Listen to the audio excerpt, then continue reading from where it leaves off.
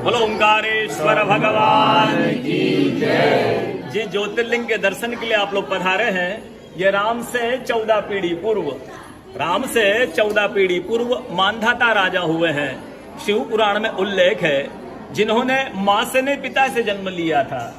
उनकी तपस्या से ये शिवलिंग प्रकट में स्थापित लिंग नहीं है। जिस प्रकार आरती करते हम प्रण अक्षर के मध्य, ओम अक्षर के मध्य, यह तीनों एका, जय शिव ओंकारा। एक शिवलिंग में ब्रह्मा विष्णु महेश निराकार धरती से प्रकट हुए हैं। इसलिए अखंड दीप जो जल रहा प्राचीन समय से, एक ही दीपक में 3 बातियां लगातार जल रही है, ब्रह्मा विष्णु महेश की। इस पहाड़ी के ऊपर 7 किलोमीटर का परिक्रमा मार्ग है, वो भी ओम आकृति में है। जो पर्वत पे हम प्रभु के दर्शनों के लिए खड़े हैं, ये पर्वत स्वयं शिवलिंग की आकृति में है। चारों तरफ नर्मदा मैया जलहरी बनकर बह रही है।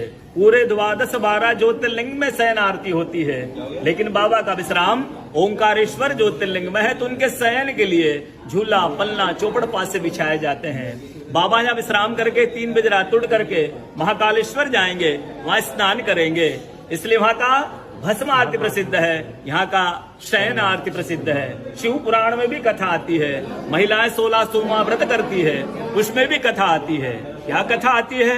प्रतिदिन भोलेनाथ आते हैं, माँ के साथ विश्राम करके सुबह ब्रह्म मुहूर्त में उठकर चले जाते हैं।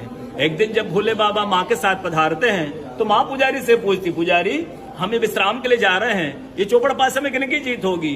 पुजारी बोलते कि आज ये भोले बाबा जीतेंगे।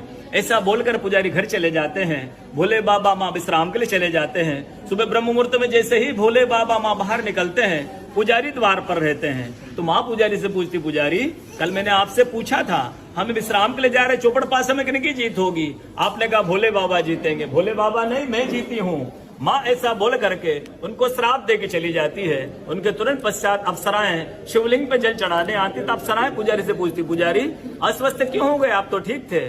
फिर पुजारी बताते हैं, प्रतिदिन भोले बाबा माँ के साथ विश्राम करके चले जाते थे।